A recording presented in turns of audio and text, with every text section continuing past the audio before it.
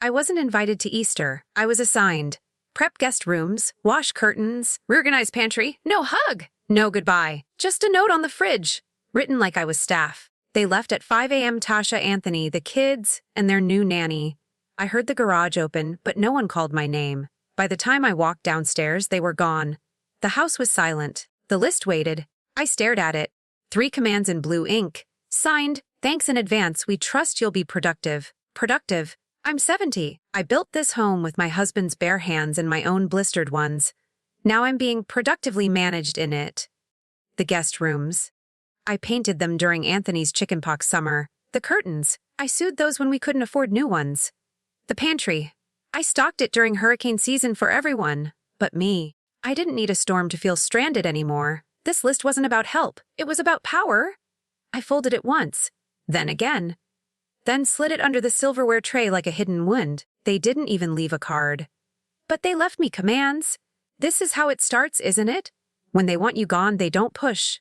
They assign. They move you sideways, out of the way, one list at a time. I walked to the living room. She'd moved my wedding photo. Tasha took it down, replaced it with their matching pajama Christmas picture. As if love had an expiration date. I didn't argue. I didn't say a word. But now I went to the closet, dug through the top shelf, and pulled it out. Oak frame, carved by my late husband, dusty but proud. I took their photo off the mantel. I didn't slam it. I didn't scratch it. I just placed it face down. Then I hung mine back where it belonged. For 49 years, this house heard my laugh, my prayers, my son's first steps now. Now I was being erased with bullet points in modern decor. Do they think old people don't notice? That we don't feel the shift? When home stops feeling like shelter and starts feeling like storage? I sat at the kitchen table. Alone. The same spot where Anthony once spilled juice and I didn't yell.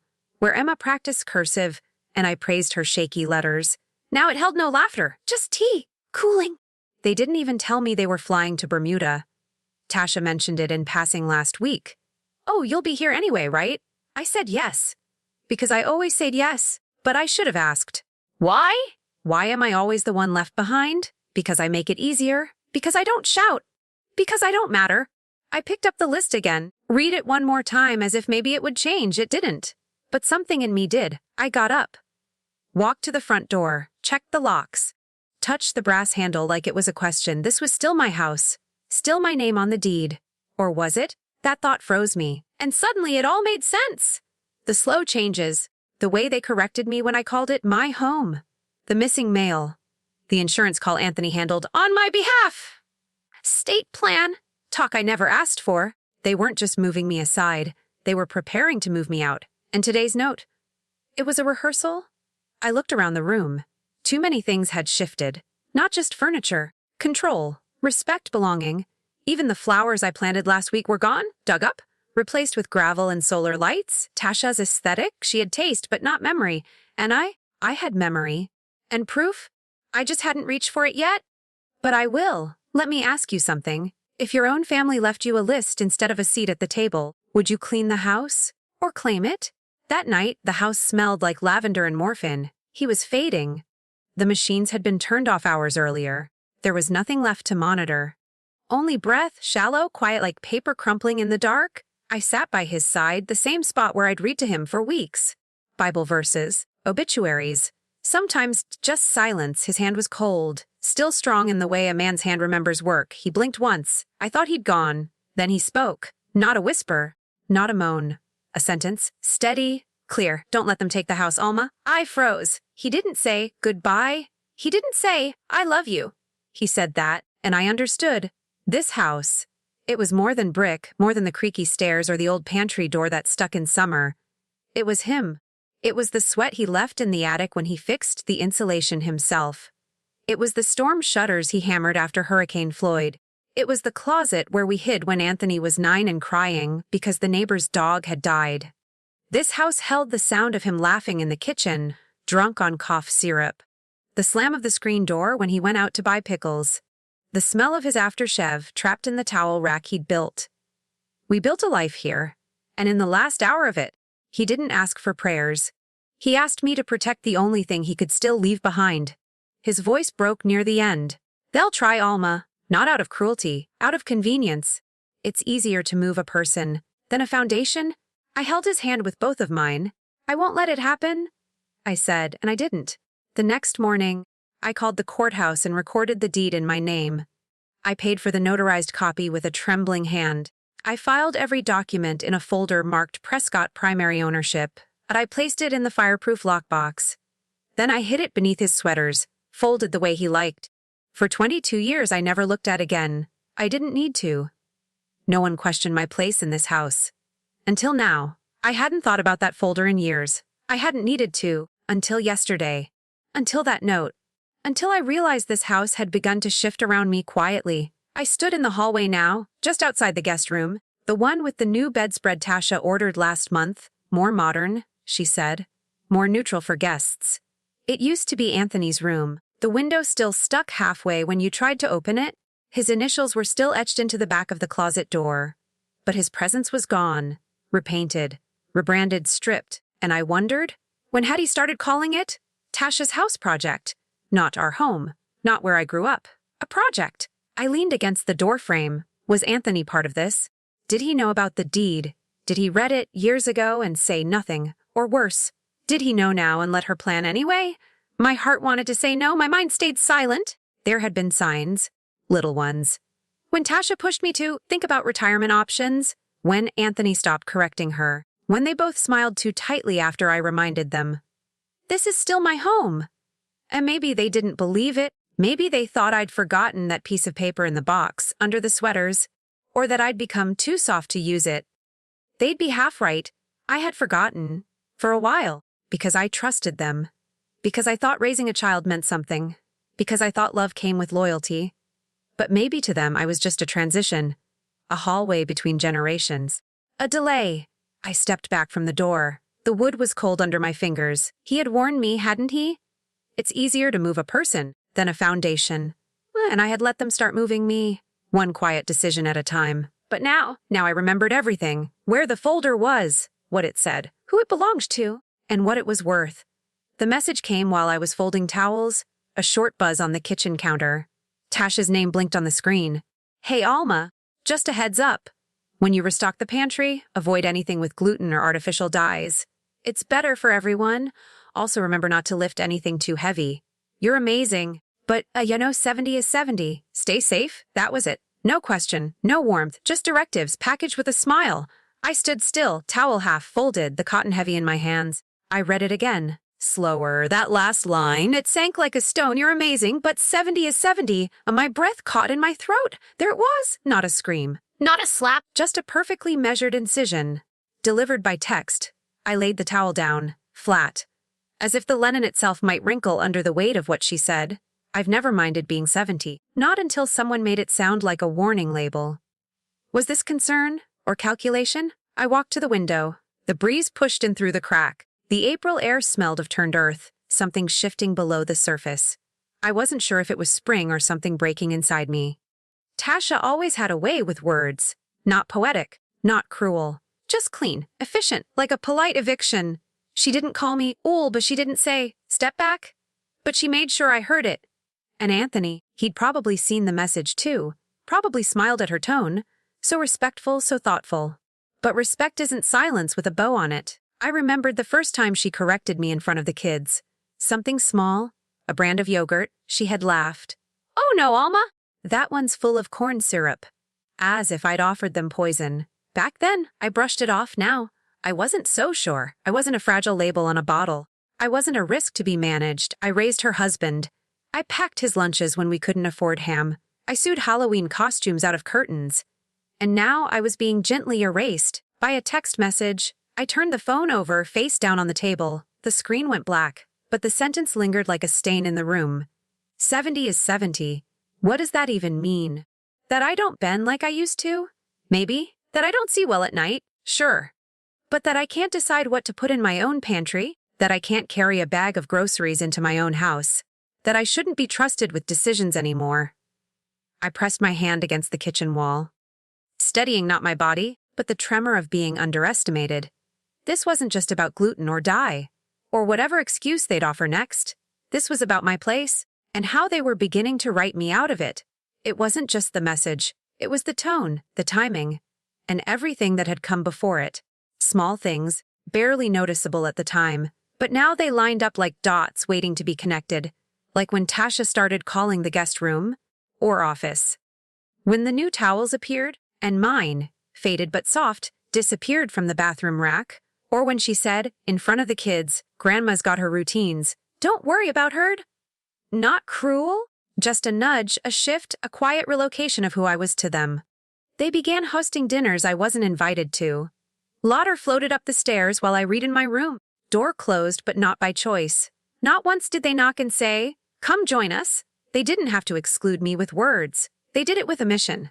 Once, Anthony brought me a cold plate after midnight. Said, sorry, Mom. We just assumed you were resting. I smiled, I nodded, and I ate in silence. Another time, I opened a drawer in the kitchen to find all my measuring spoons replaced, steel and new, sharp-edged. Gone were the wooden ones my husband had sanded for me in '91. The ones that always bent just slightly but fit perfectly in my hand. No one told me. No one asked. It was as if my life had been decluttered, without my permission. They kept the house looking like me, but slowly removed all the things that were truly mine. Decoration stayed, my place didn't. And every time I tried to believe otherwise, another small moment came to contradict me. They corrected how I told stories. They re-explained jokes when I didn't laugh. They turned down the volume when I asked them to repeat something, as if I was the one making too much noise, and always with a smile, always with politeness. There's a cruelty in kindness when it's used to close a door. And I started to feel it. Each time I entered a room and the conversation dipped, each time they exchanged glances before replying to me, I began wondering if I was in the way. If the walls could speak, would they whisper, she's still here? I stood at the edge of the living room that afternoon, listened to the echo of quiet, watched dust drift across the sunlight, undisturbed by footsteps. There was a time I ran through this space with laundry baskets, spilled juice, scraped knees, second chances. Now it felt like a museum I didn't work in anymore. And in that stillness, one thought came, louder than anything they'd ever said. They've already decided where I belong, and it's not here. Top of the fourth shelf in the storage room hadn't been touched in years. Dust blanketed everything. Boxes of tangled lights, faded photo albums, a cracked wreath from Easter 2008. I was only there because of the note. Reorganized pantry. Tasha hadn't said which pantry, but I knew what she meant. When she said, reorganize, she never meant tidy up. She meant strip down, control, reset. And when she said productive, she didn't mean useful. She meant quiet, so I rolled up my sleeves and opened the door. The air hit me first. Dry, old. The kind of stale that clings to boxes no one dares open. The scent of layered years. I stepped in, careful not to knock over the leaning tower of plastic bins. The single overhead bulb flickered once, then held. My knees ached as I knelt beside the bottom shelf. I reached for the tubs stacked in the back. They were labeled in my handwriting, Winter Decor. Anthony? School? The first two were harmless. Ribbons, old report cards, a melted snow globe. Then I opened the third bin. It was heavier than the others, heavier than it should have been. Inside, folders, manila, crisp, clean, out of place. No dust, no labels. My hand hovered. I didn't want to touch it, but my fingers moved anyway. There was one envelope near the top, unsealed. Just my name, Alma, penciled in faint curves. Not Mom, Mrs. Prescott. Just Alma, like a client. I opened it. Inside a document I knew instantly. Charleston County, property transfer, primary residence. My eyes darted to the name under transferee, F. Tasha Whitaker, typed in blue ink. The signature fields were blank, but everything else, parcel ID, tax number, market estimate, street address was filled in. Every box, every line, every value. This wasn't a draft, it was finished. Just waiting. I didn't blink, couldn't. The page curled slightly at the edge from the warmth of my hand. I realized I was gripping it too tight. I sat back, knees pressed to the cold tile. The whole room tilted ever so slightly, like the floor itself had betrayed me. I read it again, then again, hoping the letters would rearrange themselves. That the name would change, that it would be a mistake, a misprint, a misunderstanding. But it stayed the same, Tasha on my deed. Without my consent, the words blurred at the edges. Not from tears, from fury. Not loud, raging fury, but the kind that starts deep, cold, precise, like a thread pulled loose from the hem of your life. She was preparing to take this house. She had typed my name out of the equation, as if I had already left, as if I was already gone, I didn't go back to the kitchen. I carried the envelope upstairs, still open, still humming with something I didn't want to name. My feet moved on instinct. Down the hallway, past the guest room that no longer belonged to guests, into the master bedroom I hadn't changed since the day he died. I didn't sit.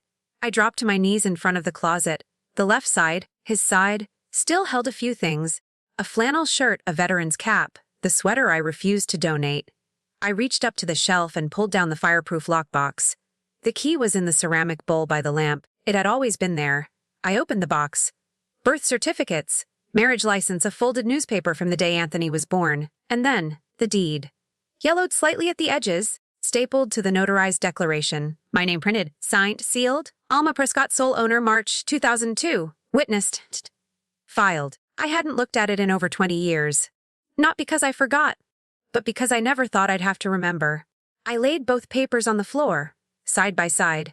Tasha's version, printed last month, typed clinical, clean, mine older, softer, but binding. Weighty in the way only real things are. I looked at them in silence. One was a plan, the other a promise. I touched the corner of the notarized copy, ran my thumb across the stamp, felt the raised seal, still solid, still mine, and suddenly, the betrayal settled into shape. Not imagined, not exaggerated. Real, a name. A date. She had gone that far, prepared the numbers, drafted the lie, and Anthony, he had to know. Nothing this detailed lives in a house without whispers. The lawyer, the printer, the envelope. I had seen this once with my aunt's estate, when cousins began circling before the breath even left the room. I had just never thought it would happen under my roof.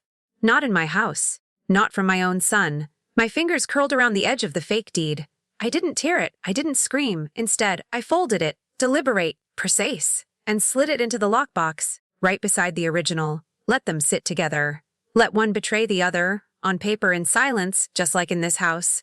I closed the lid, locked it, and returned the key to its place. Then I stood up, back straight, eyes clear. I didn't need confirmation anymore. I didn't need anyone to admit it. They had drawn the line first. But they forgot something. My name's still on the deed. And I'm still here. The doorbell rang that morning, and I wasn't expecting anyone. By the time I reached the front window, a clipboard was already taped to the porch column. White paper, black letters, a contractor's logo.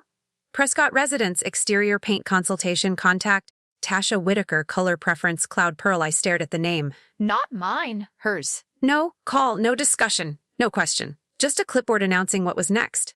I stood there longer than I should have, the sunlight hitting the porch tiles like it belonged to someone else. The house didn't feel like mine anymore. I opened the door, picked up the paper. The wind flipped one corner, brushing my wrist. Tasha had chosen a color, a new paint job, without asking the woman who'd painted these walls 5 times. Once while pregnant, once while grieving. I placed the clipboard on the kitchen counter, beside a vase of flowers I didn't buy. The stems were plastic. I hadn't noticed. I moved to the pantry. The door creaked, slightly unhinged. I'd meant to fix it. Inside, rows of neatly aligned boxes. Quinoa, almond flour, seaweed crisps, none of which I ate. The spices were alphabetized. The labels weren't mine. Even the handwriting on the glass jars was Tasha's. Crisp, curved, controlled. I reached for the sugar jar. It was empty. I couldn't remember the last time I made tea the way I liked it, not since they arrived with their reset schedule. An energy cleanse. Reset what? The house had rhythm once. Mornings used to start with AM radio crackle and kettle whistles. Now, it was Spotify playlists and whispers in the hallway. I couldn't track the noise anymore or the silence. Even the guest bathroom was changed. My soap replaced. My towels gone? I stood in the middle of the hall and turned a slow circle. No one had pushed me out. No one said leave. But everything spoke the same message: you don't belong here. Not loudly, but in ink, in labels, in decisions made without you. The floorboards no longer creaked where I remembered. The photos had been rearranged, again. My name wasn't on the dry erase board in the mudroom. The list used to say, Mom Laundry, Basil. Now it said, Tasha Home Flow, with bullet points. I looked down at my slippers. One thread hung loose. I bent to pull it, but stopped. Because if I unraveled that, I feared I might come undone with it. So I turned and walked to the front door. The handle felt colder than usual, like it wasn't meant for me anymore. I spent the rest of the afternoon pretending to be useful. I refolded blankets no one used, adjusted photo frames they'd moved, dusted baseboards they'd never notice. Everything was quiet. The kind of quiet that follows voices, not before them. Like a theater after the show, I sat on the edge of the bed in the back room. Not mine, just a room. The bedsheet was tucked too tight. The pillows smelled like detergent I didn't buy. I stared at the window. There was a crack in the corner pane, one I knew by heart. He'd promised to fix it in 2004. He never got the chance. I used to smile at that crack. Now, it just stared back at me. The phone buzzed beside me. FaceTime, Faye Emma. My thumb hovered, then I answered. She was under a blanket. The screen shook, like she was hiding in a corner. Hey, Grandma? She whispered. I smiled without thinking. My first real smile in days. Hi, honey? Why are you whispering? She looked over her shoulder. They're in the kitchen. I nodded. Are you supposed to be calling me? She shrugged. Not really. Her voice was soft. Too careful. But her eyes were wide, warm, searching. I just wanted to see your face, she said. I blinked. It took everything not to let my lip tremble. You okay, Grandma? She asked. I paused. I wanted to say yes. To say of course. To say I was just resting, just reorganizing, just adjusting. But I didn't. Instead, I asked, why do you ask that, sweetheart?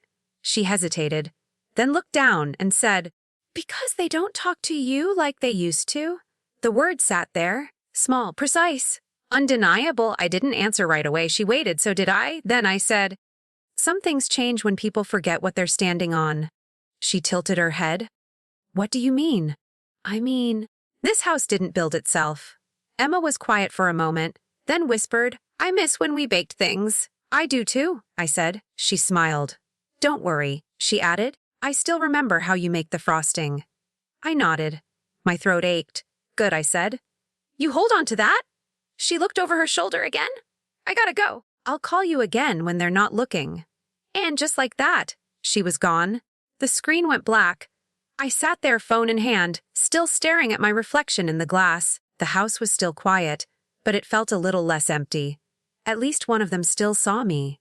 The living room was still warm from the afternoon sun. I had just poured myself a cup of tea, Earl Grey, the kind he liked, sat in the armchair by the window, the one with the sagging cushion I refused to replace. It was my favorite time of day. Quiet, light, nothing to manage. Just me and the sound of the wind nudging the porch swing outside. Until the footsteps came. Tasha's voice followed. Oh, Alma? You're here? I looked up. She stood at the entryway, tablet in one hand, phone in the other. She was wearing her meeting cardigan, the kind she reserved for calls that weren't really casual. I'm just settling in, I said. Tea's warm if you'd like some. She didn't answer. Her eyes flicked to the coffee table, then to the laptop she'd placed there yesterday. There's a Zoom call scheduled in 5, she said, adjusting her earpiece. Real estate team. It's important. They need full focus? I nodded slowly. Of course. I didn't move. I sipped my tea, willing the heat to stay in my hands.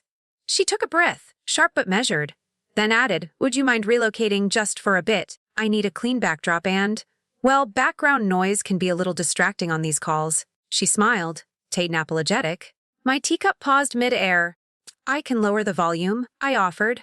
No, it's not about that. It's more visual continuity. They're very particular. She didn't say it harshly. She didn't need to. She just said it the way you tell a chair it's in the wrong place. I set the cup down.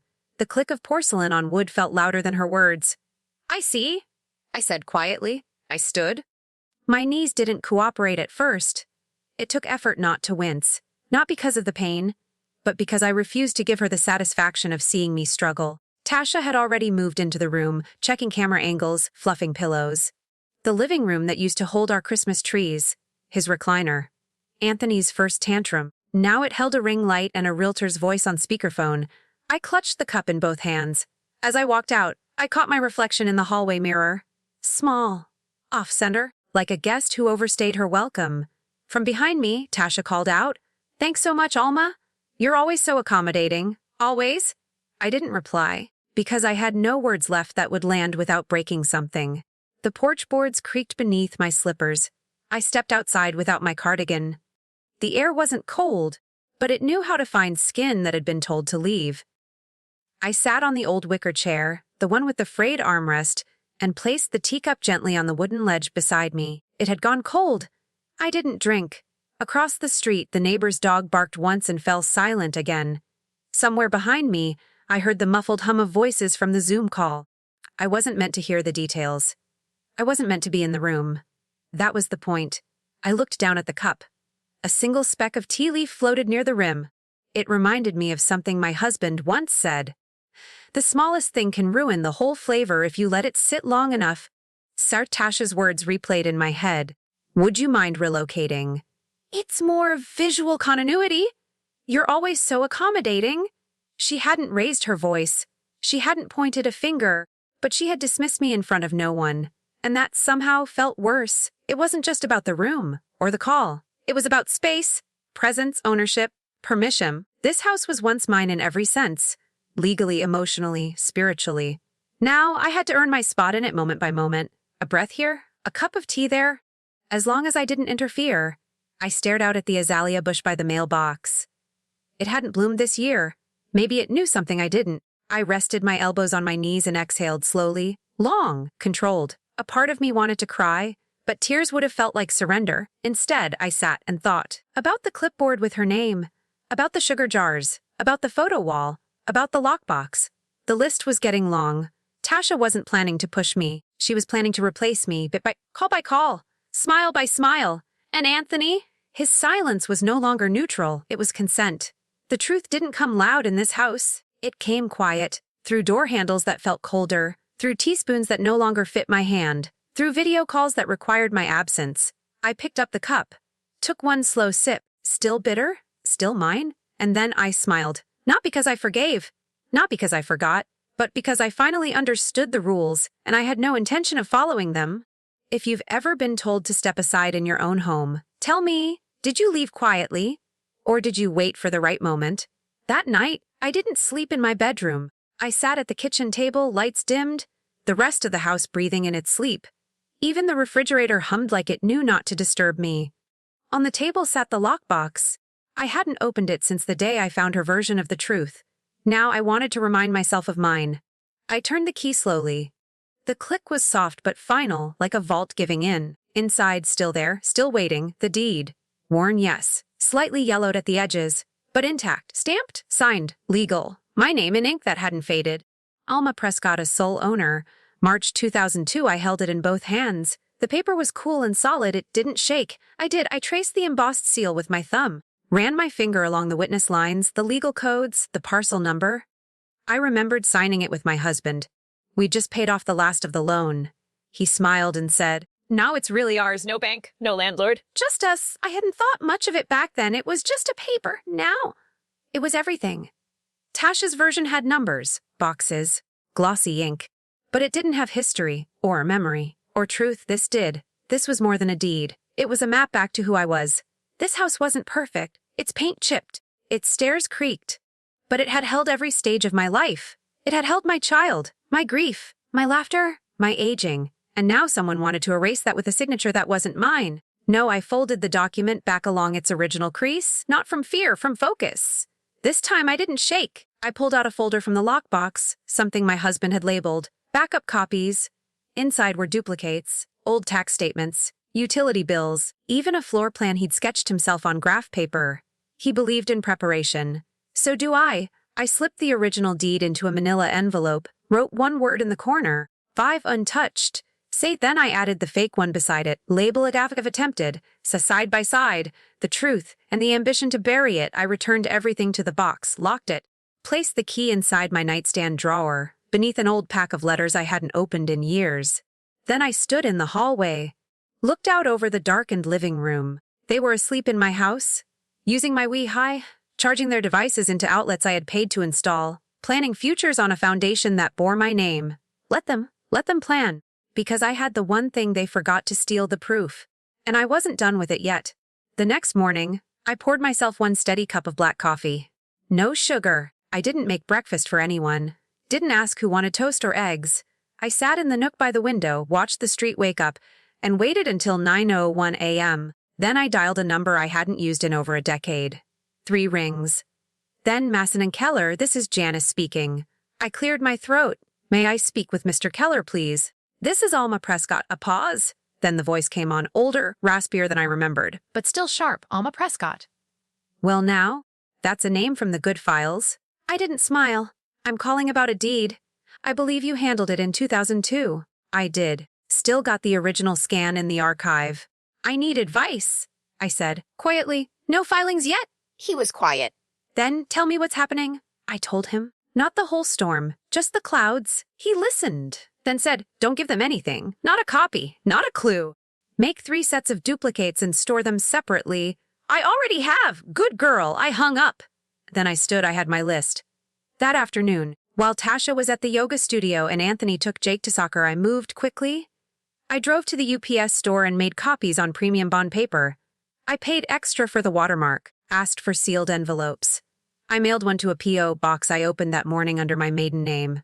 Another went into the safe deposit box I hadn't touched since 2009. The third stayed in the house, inside the piano bench, beneath the old sheet music. Back home, I wiped the counters, watered the plants, waved politely when Tasha returned and said, "Hope you had a nice little outing." I nodded, didn't say where I'd been. She didn't ask. They never ask unless they want something. Later that evening, Anthony mentioned something about refinancing the home.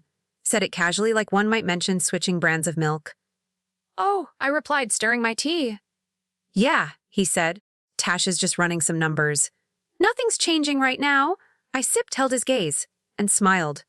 Not because I believed him, but because he didn't realize I had already seen the numbers. In Tasha's handwriting. Filed. Measured. Planned. I smiled because I knew where every copy was. Because I knew what was real, and what was ambition pretending to be fact.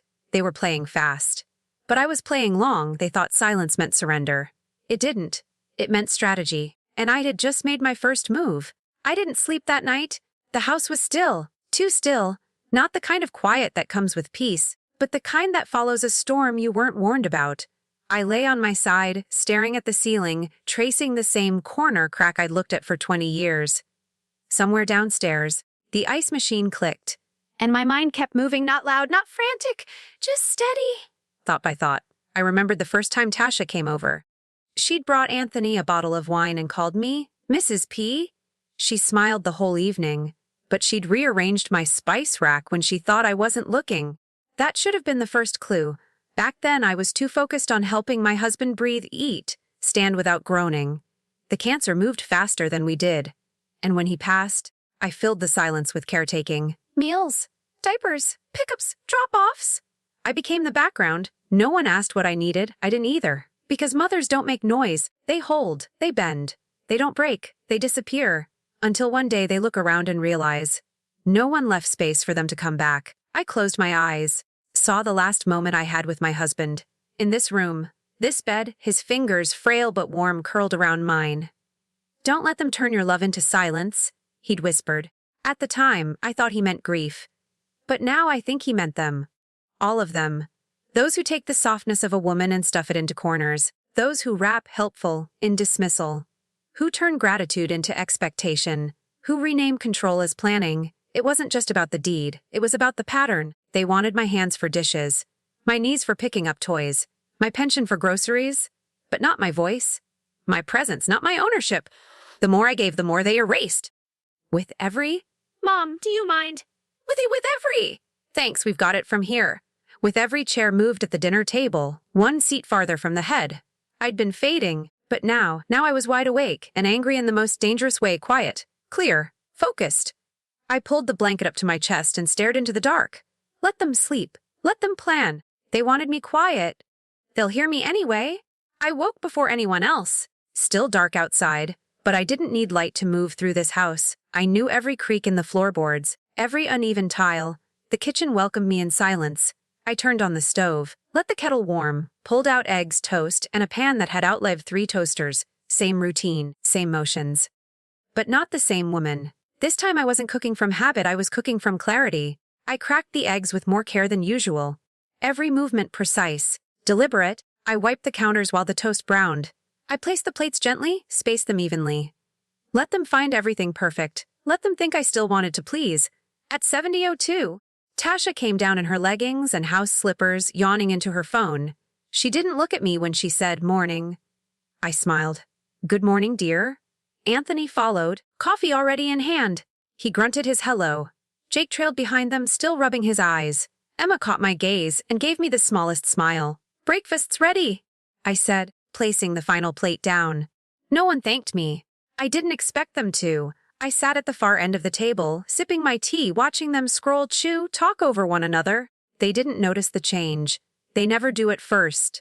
But I noticed. I noticed the way Emma picked only the toast I'd buttered her way, the way Jake leaned into my side when he asked for syrup. I noticed that Tasha skipped over my name when discussing the grocery list. Anthony, we need to restock almond flour and oat milk. Not once did she ask what I might need, and that was fine. Because today wasn't about being seen. It was about seeing everything. After breakfast, I washed the dishes, dried each one by hand, and placed them back exactly where Tasha liked them. I wanted nothing disturbed. No reason for suspicion. The more invisible I seemed, the more room I had to move. In silence, with intent, I gathered the laundry, folded every shirt with crisp edges, wiped every surface. I even fluffed the throw pillows. Let the house shine for them. Let them taste my kindness while I write the ending. By Tuesday, I had the routine down. Tasha left for her yoga class at 9:15 sharp. Anthony took Jake to school by 9:10:30. Emma stayed home for online classes, but she never asked questions when I said I needed to organize some files. The house belonged to me again, for 2 hours each morning, and I used them well. I started in the upstairs office. Tasha kept folders in a drawer labeled Household Affairs. She didn't lock it. She didn't think she needed to. Inside, I found a manila envelope marks. Charleston, Roughite, May 2024's. I opened it. Mortgage inquiries, equity statements, projections. Everything filled in with Anthony's name, but under co-signer, in neat black pen, Natasha Whittaker. A no mention of me. They were preparing to refinance the house, as if it already belonged to them. I laid each page flat on the desk. One by one. Photographed them with my phone. No flash. No sound, just soft taps in a quiet room. Then I found it an email printout folded in half. Subject, title transfer inquiry, no co-owner listed. Tasha had contacted a local broker 2 weeks ago, asking whether the house could be simplified under one active owner. My stomach turned, but my hands didn't shake. I photographed that too. I returned everything exactly as I found it. Realigned the corners, closed the drawer slowly, wiped the handle with the sleeve of my cardigan. Next stop, the living room. They spoke too freely there. That afternoon, I slipped a voice recorder beneath the floral arrangement Tasha insisted on keeping centered. It was small, old, still work. From 400 to 600 p.m., I recorded everything. Dinner prep, finance talk. A whispered comment from Anthony, she'll move out eventually. She's just used to control. I listened to it later twice. I saved the file, labeled it Justification, May 14,000 each evening. I backed up the recordings to a USB drive, then slipped that drive inside an empty cocoa tin, tucked behind the slow cooker in the back pantry. No one touched the slow cooker. No one ever asked where I kept the cocoa. At 11:32 that night, once the lights were out and I heard their bedroom door click shut, I opened my laptop. Typed slowly. Said to Recullerman Legal Group. Come subject initiate protection. At attachment 12 files. PD says JPEGs MPT3s. Dear Richard, as discussed, please confirm receipt. Regards AP, I hit send. Then closed the screen and exhaled. Justice doesn't always walk in loudly. Sometimes it tiptoes uninvited and leaves the door unlocked behind it. The email came at 6:07 in the morning. Subject. Reinitiate protection from Richard Keller. Message Alma received and reviewed. You have more than enough. We are ready when you are.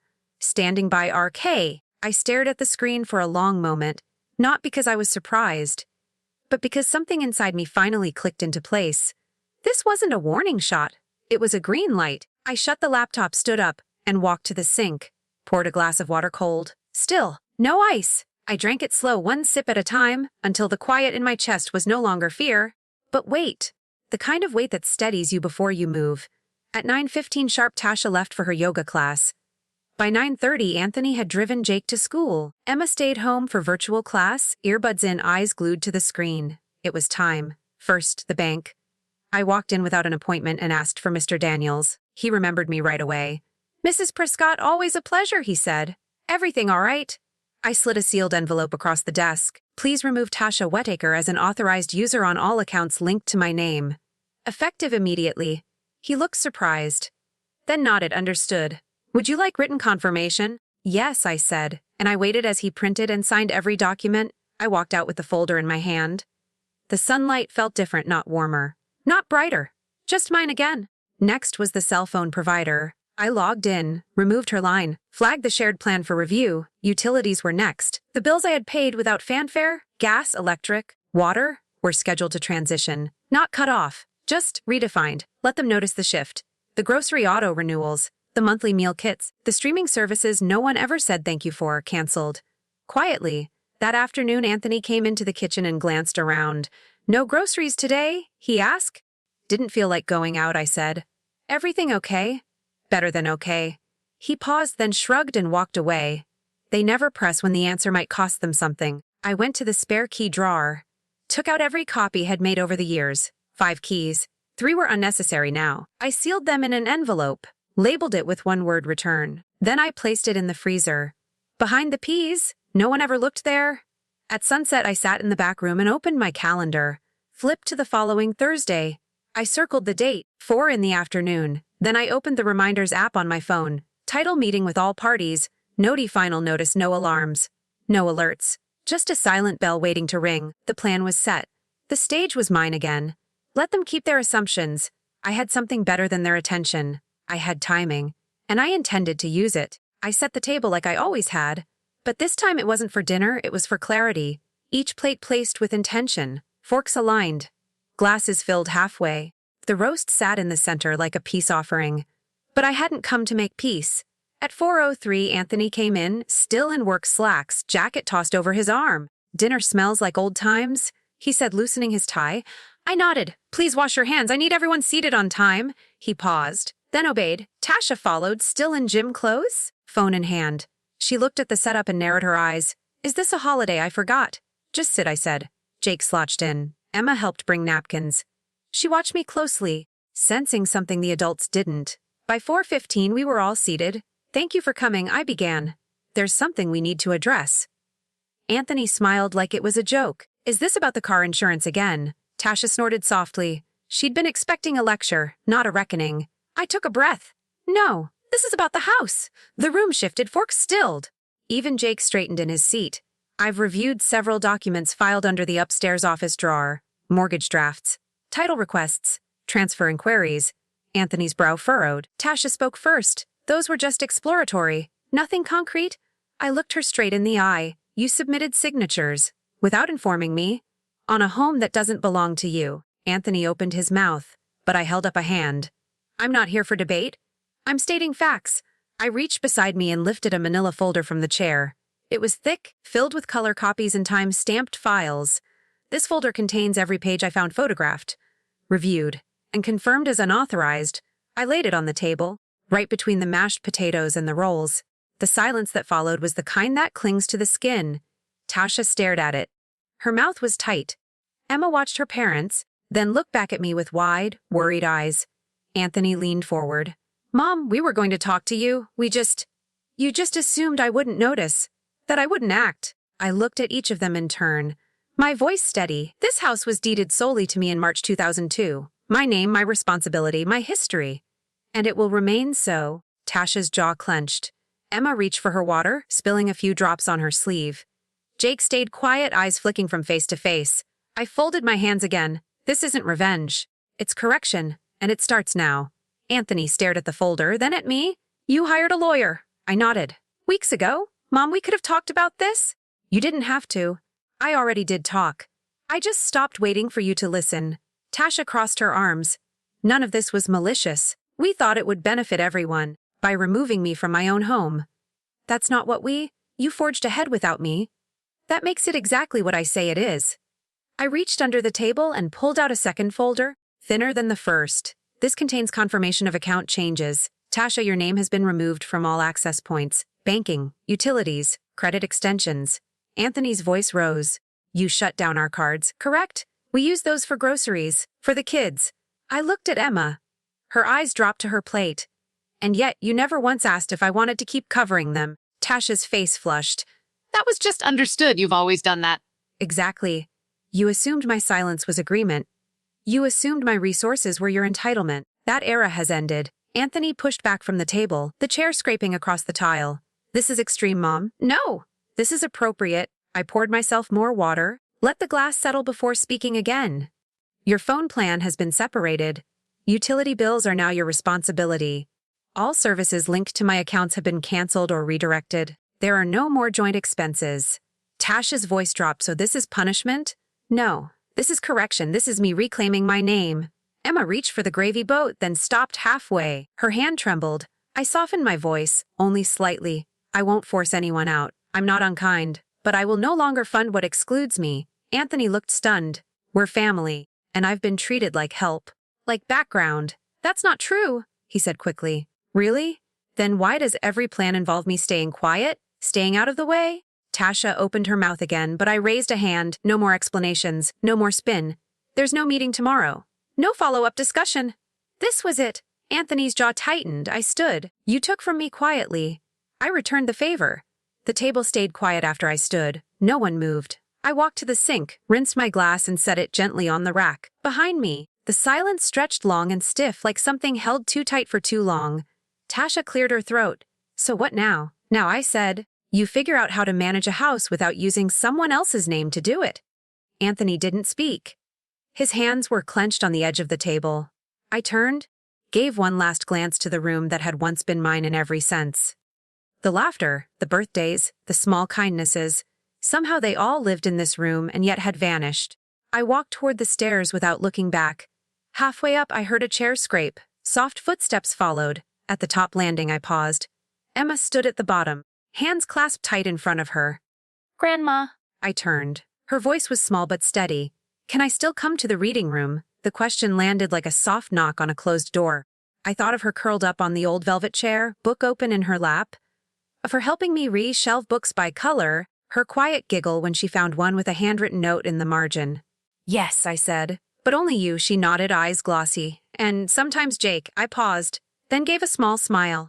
Sometimes, but ask first. Her shoulders dropped in relief. She didn't run to hug me. She just stood there, letting the distance speak what words couldn't fix.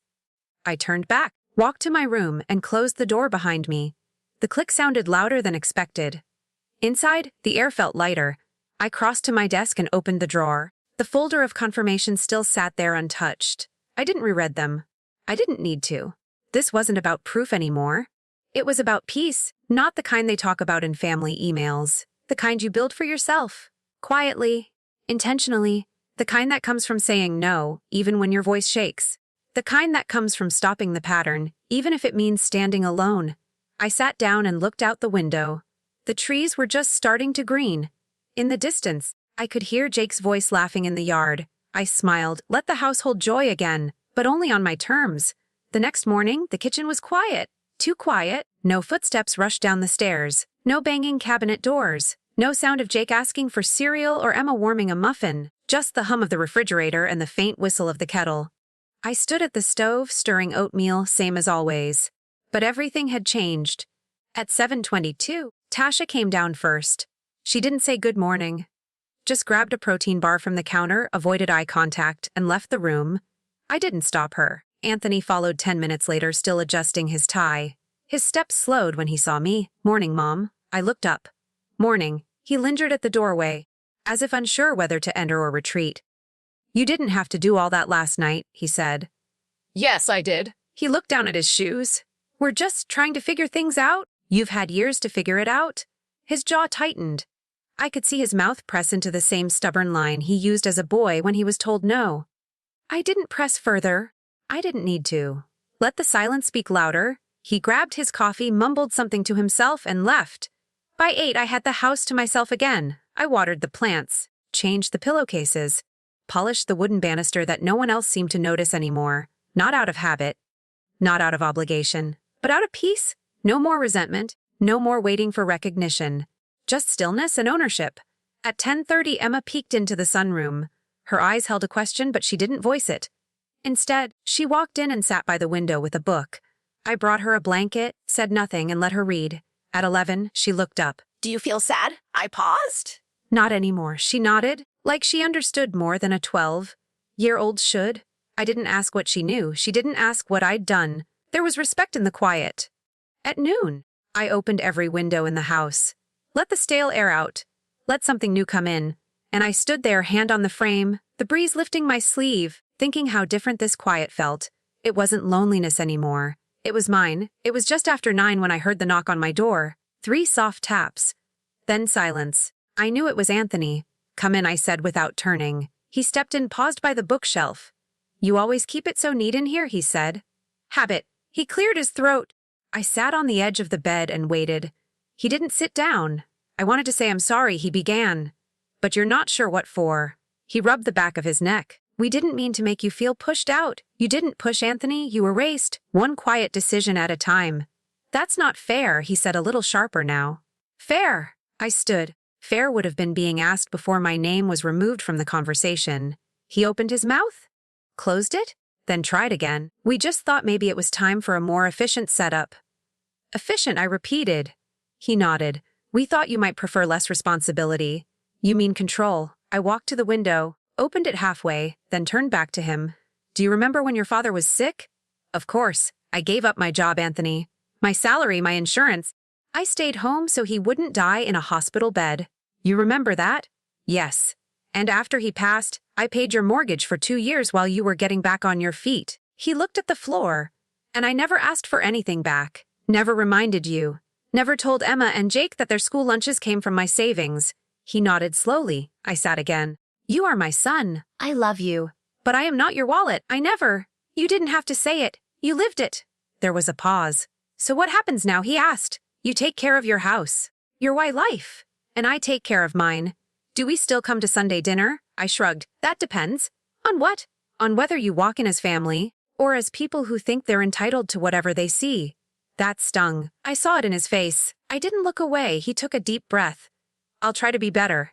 Trying is fine, I said. But I don't reward trying anymore. Only showing up. He gave a faint nod. Good night, Mom. Good night, Anthony. He walked out without another word. I stood at the door for a moment after it clicked shut. No tears, no bitterness, just space. And space finally felt like power. 3 months later, the house was quiet. But this time, it was the kind of quiet I chose. No more whispers in the hallway. No more footsteps rushing past me like I was a piece of furniture. Just the steady tick of the kitchen clock, the creak of the old wood floors when the wind shifted, the kettle whistling at the right moment, not too early, not too late. I opened the reading room every Saturday now. From 10 to 4, the front door stayed unlocked. Anyone was welcome, though only a few ever came. Mostly older women, some single mothers. One retired teacher who brought her own tea bags and sat in the corner as if she'd lived here her whole life. Emma came most Saturdays. She never brought her phone into the room.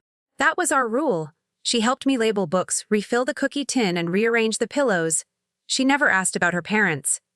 I never asked about their silence, but every time she said goodbye, she hugged me a little tighter. Jake had come once. Shy, unsure. I gave him a book on puzzles and let him sit under the window seat. He hadn't come back, but that was all right. I wasn't keeping score anymore. Anthony hadn't spoken to me since that night. Not directly. He sent a birthday card. It had no message, just his name scribbled beside Emma's. Tasha? Not a word. And honestly, I didn't miss her voice in the house. I'd planted new herbs on the windowsill, got the lock on the side door replaced, painted the back fence in a soft shade of gray that reminded me of my husband's favorite sweater. Small things, but every brush stroke felt like a declaration. This is my space, this is my story, and I am still writing it. At night, I read by the same lamp I had owned for 20 years. The light was softer now, warmer. Maybe I had changed the bulb, or maybe peace has a way of softening everything it touches. People talk about aging like it's a slow fade, but I've learned it can be something else. A sharpening, a shedding, a quiet return to the person you were always meant to be. One boundary at a time, one breath at a time. This morning, I sat at the kitchen table with a cup of chamomile tea and a clean sheet of paper. Not a to-do list, not a note to the family, just a letter to myself. Dear Alma, you made it through, not without cracks, not without hurt, but you are here still standing, still soft, and stronger for it. You gave too much for too long, not because you were weak, but because love made you generous. You stayed quiet to keep the peace. You stayed useful to feel needed. You let yourself disappear in the name of family, but silence is not love, and usefulness is not identity. You are allowed to take up space. You are allowed to say no. You are allowed to outgrow the roles others gave you. The truth is, they didn't see you fading. They saw a fridge stocked, a floor swept, a child picked up from school. They saw the convenience, they didn't see the cost. But now they know. And more importantly, now you know. You didn't need a grand confrontation. You didn't need to raise your voice. You simply needed to stop disappearing. And you did. You closed the wallet. You opened the windows. You reclaimed the name on the deed, but more than that, you reclaimed the name on your soul. And the girl you used to be, the one who wanted to write, to host, to rest, she's still here, waiting. Ready, so right. Host, rest, not for them, for you. Because this story, your story, isn't ending in silence, it's blooming in clarity. With care. Yourself, I folded the letter and placed it in the back of my journal. No one will read it. That's the point. Some victories don't need applause. They just need to be lived. Outside, the wind rattled the windows. Inside, I stood. I walked to the hallway mirror. I looked at the lines around my eyes, the gray in my hair, and I smiled, because every mark on this body has earned its place. Not as proof of what I survived, but as proof of what I reclaimed.